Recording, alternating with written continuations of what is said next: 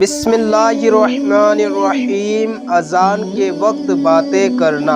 پیارے ناظرین، آج کے اس ویڈیو میں ہم آپ کو بتائیں گے کہ اذان کے وقت باتیں کرنا کیسا ہے اور اذان کے وقت کیا کیا چیزیں بند کرنے کا حکم ہے۔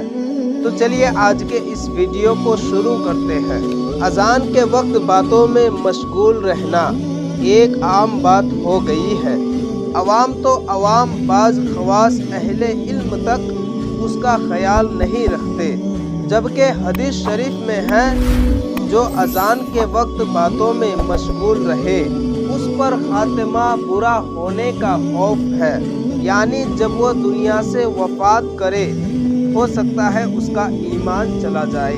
مسئلہ یہ ہے کہ جب اذان ہو تو اتنی دیر کے لیے سلام، بات چیت اور جواب سلام تمام کام بند کر دے، یہاں تک کہ قرآن مجید کی تلاوت میں اگر اذان کی آواز آئے تو تلاوت روک دے اور اذان غور سے سنے اور جواب دے۔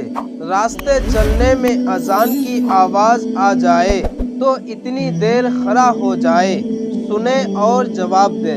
اگر چند اذانیں سنے تو صرف پہلی اذان کا جواب دینا سنت ہے اور سبقہ دینا بہتر ہے۔